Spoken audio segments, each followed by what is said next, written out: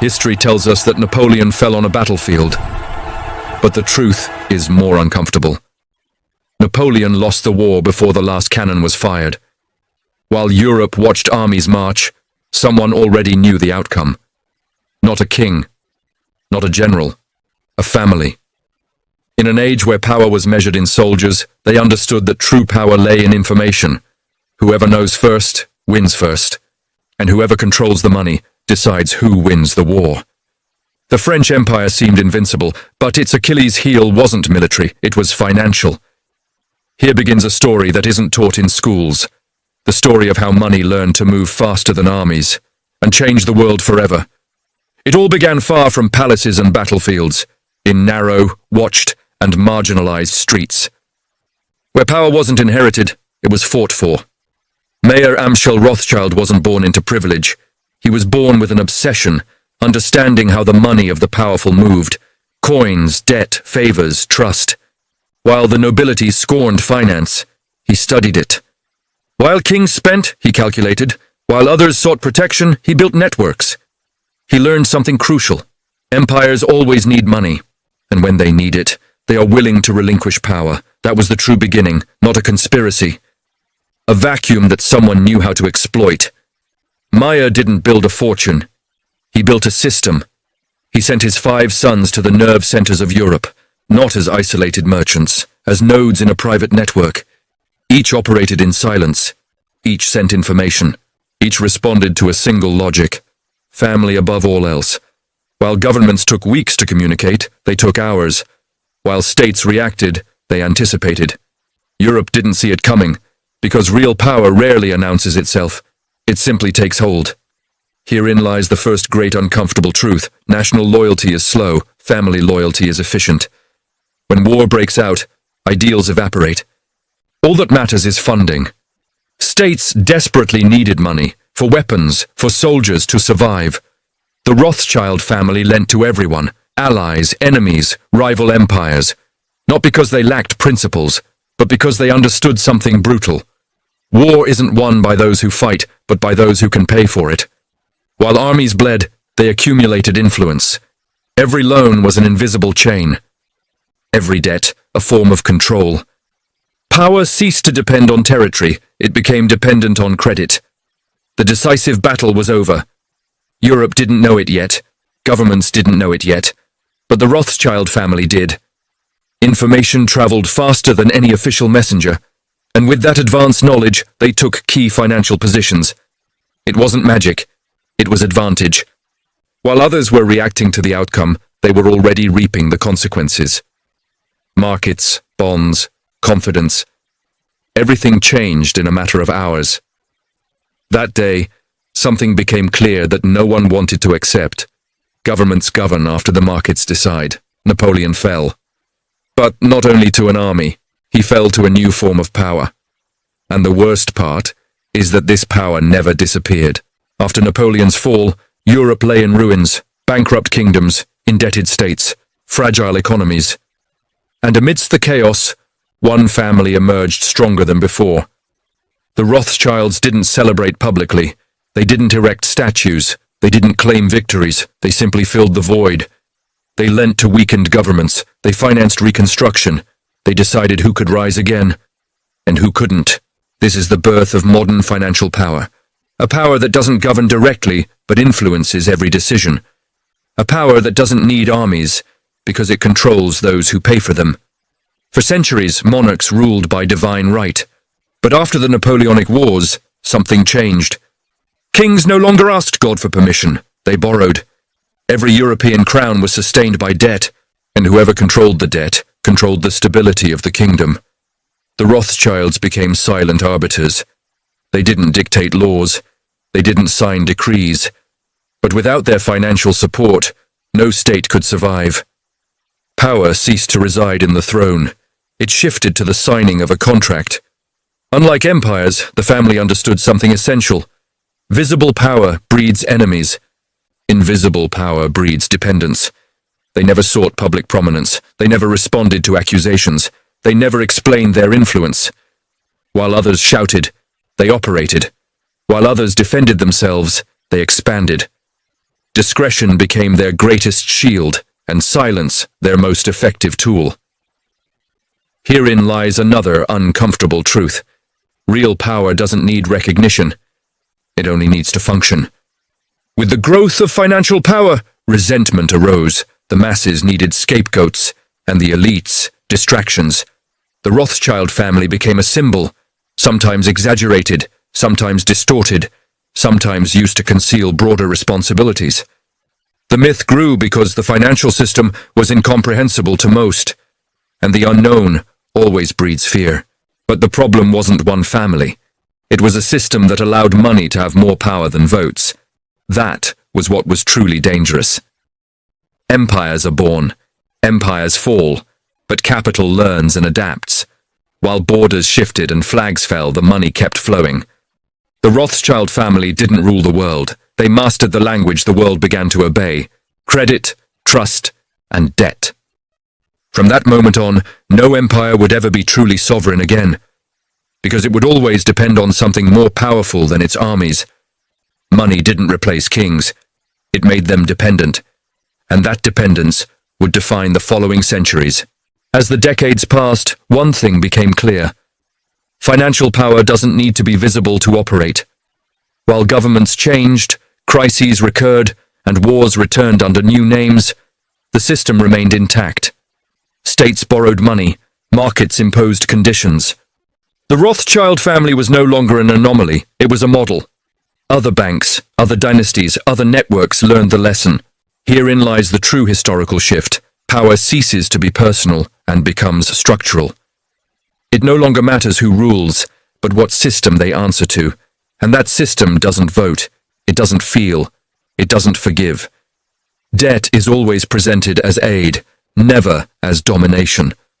Entire countries began to finance their future existence with borrowed money. Infrastructure, armies, social stability, all sustained by credit. But every loan has a price, and that price isn't always paid in money. The price is paid in decisions, in policies, in sovereignty. Here emerges an uncomfortable truth that remains relevant. When a state owes too much, it ceases to be free. It merely manages its dependence. Unlike the defeated, the true winners don't write epic memoirs. They don't need to justify anything.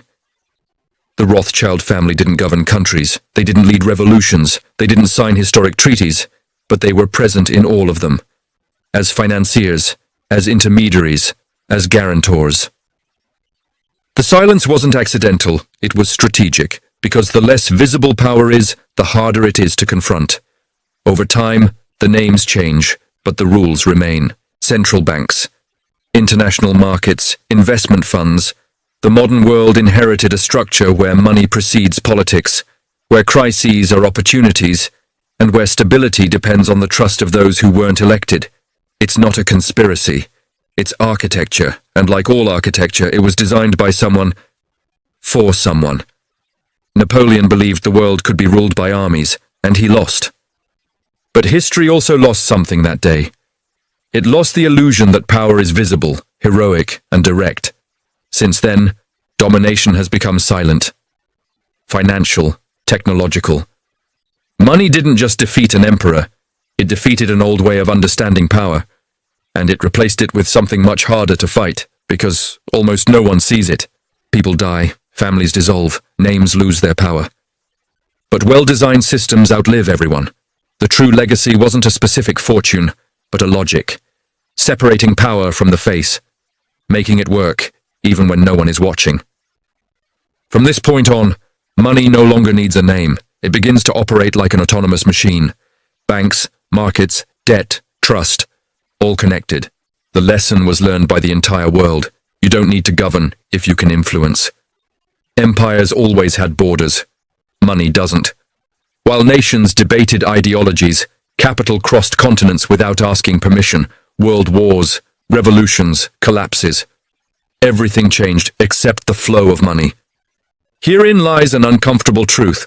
Capital is not patriotic. It doesn't defend flags. It only seeks stability and return. And that makes it a more powerful force than any national army. For most people, this power is abstract. It has no face. It has no voice. It only manifests itself in crises, cuts, inflation, unemployment, effects without clear culprits. Citizens vote for governments but live under rules no one explained to them. Here the implicit contract is broken. Democracy is promised, but dependency is administered. And the more complex the system, the less it is questioned. Official history speaks of battles, treaties, and charismatic leaders. But it omits the essential.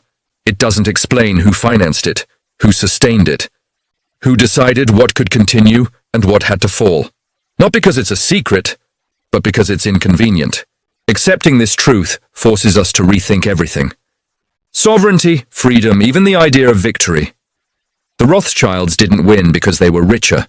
They won because they understood before anyone else how the modern world would work. A world where power doesn't shout, doesn't march, doesn't conquer. A world where power calculates weights and dictates.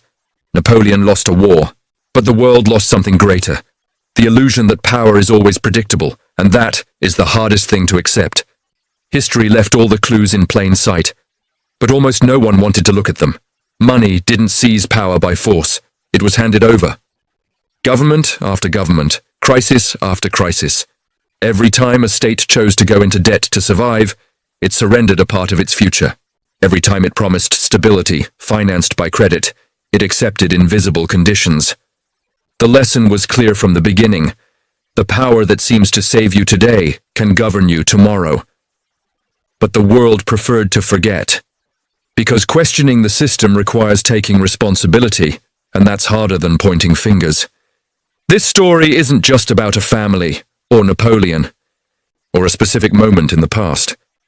It's about how power really works, how money stopped being a tool and became a structure. Today, wars are still being financed, states are still going into debt, and decisions are still being made far from those who suffer the consequences. Napoleon fell believing that power was imposed with armies. The modern world has learned something different. Power is built in silence. And the most painful truth isn't who won that war, it's that we continue to live under the same rules, without ever having chosen them. Most people are convinced that power shifts with elections, revolutions, or wars. But real power rarely moves so visibly. It shifts when financial rules are rewritten, when debt becomes permanent, when states stop thinking in terms of decades and start surviving month to month. That's where everything is decided. The average citizen doesn't see contracts, bonds, or capital flows.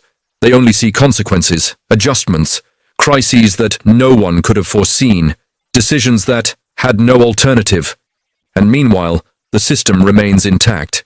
It learns from every collapse. It grows stronger with every bailout. It emerges more concentrated after every crisis. The great irony is this: money never promised justice. It never promised democracy, only efficiency. We were the ones who assumed that prosperity and power went hand in hand with representation and control. But history proves otherwise. The world that emerged after Napoleon was not freer. It was more dependent, more technological, harder to challenge. Today, emperors are unnecessary, crowns are unnecessary. As are armies marching through European capitals, it is enough for the markets to react, for confidence to wane, for credit to become more expensive. That is the new battlefield. And almost no one knows they are fighting on it. The painful truth is not discovering who understood this first.